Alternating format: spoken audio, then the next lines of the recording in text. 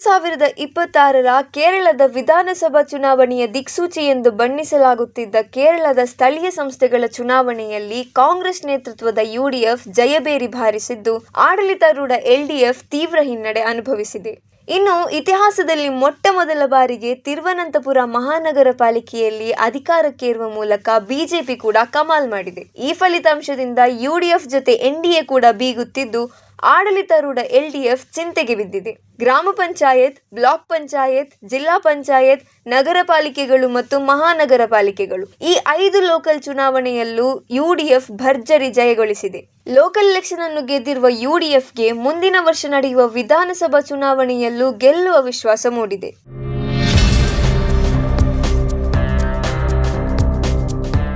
ಕೇರಳದ 941 ಗ್ರಾಮ ಪಂಚಾಯತ್ಗಳ ಪೈಕಿ 503 ಗ್ರಾಮ ಪಂಚಾಯತ್ಗಳಲ್ಲಿ ಯುಡಿಎಫ್ ಅಧಿಕಾರ ಹಿಡಿದಿದೆ. ಕಳೆದ ಸಲ 514 ಗ್ರಾಮ ಪಂಚಾಯತ್ಗಳನ್ನು ಗೆದ್ದಿದ್ದ ಎಲ್ಡಿಎಫ್ ಈ ಬಾರಿ 341 ಗ್ರಾಮ ಪಂಚಾಯತ್ಗಳನ್ನಷ್ಟೇ ಗೆದ್ದಿದ್ದು 173 ಪಂಚಾಯತ್ಗಳಲ್ಲಿ ಅಧಿಕಾರವನ್ನು ಕಳೆದುಕೊಂಡಿದೆ. ಬಿಜೆಪಿ ನೇತೃತ್ವದ ಎನ್ಡಿಎ 26 ಗ್ರಾಮ ಪಂಚಾಯತ್ಗಳನ್ನು ಗೆದ್ದುಕೊಂಡಿದ್ದು, ಕಳೆದ ಬಾರಿಗಿಂತ 7 ಹೆಚ್ಚುವರಿ ಪಂಚಾಯತ್ಗಳನ್ನು ಗೆದ್ದು ಉತ್ತಮ ಪ್ರದರ್ಶನ ನೀಡಿದೆ. ಅಲ್ಲಿ ಅಧಿಕಾರ ಹಿಡಿಯಲು ಪಕ್ಷಗಳ ನಡುವೆ ಪೈಪೋಟಿ ಕೂಡ ಏರ್ಪಟ್ಟಿವೆ.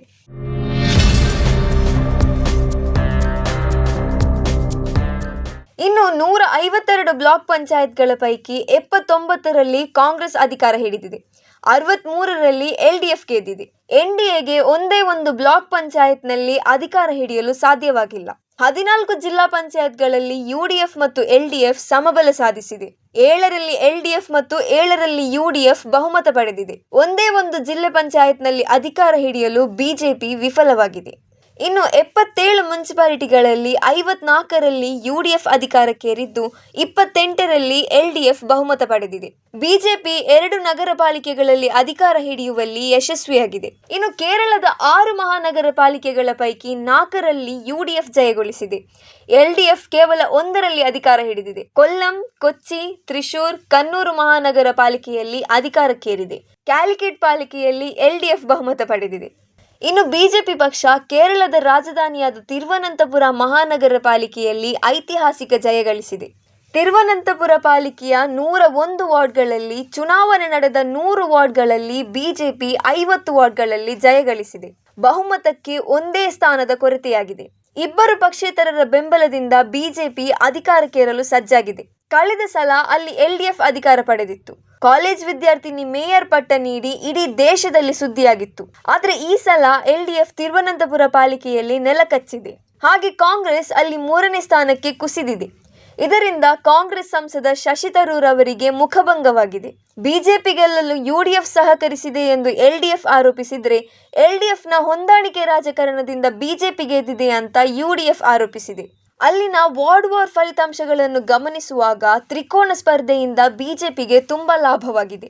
ಹಲವು ವಾರ್ಡ್ಗಳಲ್ಲಿ ಬಿಜೆಪಿ ಅಲ್ಪ ಮತಗಳ ಅಂತರದಿಂದ ಜಯಗಳಿಸಿದ್ದು, ಎಲ್ಡಿಎಫ್ ಮತ್ತು ಯುಡಿಎಫ್ ನಡುವಿನ ಜಿದ್ದಿನ ಲಾಭ ಪಡೆದುಕೊಂಡಿರೋದು ಸ್ಪಷ್ಟವಾಗಿ ಕಂಡುಬರ್ತಿದೆ. ಬಿಜೆಪಿಯವರು ತಿರುವನಂತಪುರದ ಮೇಯರ್ ಹುದ್ದೆ ಪಡೆದರೆ ಅದು ಕೇರಳದಲ್ಲಿ ಬಿಜೆಪಿಯ ಮೊಟ್ಟಮೊದಲ ಮೇಯರ್ ಎಂಬ ಹಿರಿಮೆಗೆ ಪಾತ್ರರಾಗಲಿದ್ದಾರೆ. ತಿರುವನಂತಪುರದಲ್ಲಿ ಬಿಜೆಪಿ ವಿಜಯಕ್ಕೆ ಪ್ರಧಾನಿ ಮೋದಿ ಕೂಡ ಸಂತಸ ಪಟ್ಟಿದ್ದಾರೆ. ಬಿಜೆಪಿಗೆ ಮತ ಹಾಕಿದವರಿಗೆ ಧನ್ಯವಾದ ಸಲ್ಲಿಸಿದ್ದಾರೆ. ವಿಕಸಿತ ಕೇರಳಕ್ಕೆ ಎನ್ಡಿಎ ಒಂದೇ ಆಯ್ಕೆ ಅಂತಲೂ ಟ್ವೀಟ್ ಮಾಡಿದ್ದಾರೆ. ಒಟ್ನಲ್ಲಿ ಕೇರಳದ ಲೋಕಲ್ ವಾರ್ ರಾಜಕೀಯ ಪಕ್ಷಗಳಿಗೆ ಹಲವು ಸಂದೇಶಗಳನ್ನು ರವಾನಿಸಿದೆ. ಒಂದೆಡೆ ಯುಡಿಎಫ್ ಪರವಾದ ಗಾಳಿ ಬೀಸುತ್ತಿದ್ದು, ಮತ್ತೊಂದೆಡೆ ತ್ರಿಕೋನ ಸ್ಪರ್ಧೆಯಿಂದ ಬಿಜೆಪಿಗೆ ಲಾಭ ಉಂಟಾಗ್ತಿದೆ. ಎಲ್ಡಿಎಫ್ಗೆ ಆಡಳಿತ ವಿರೋಧಿ ಅಲೆಯ ಬಿಸಿತಾಗಿದೆ.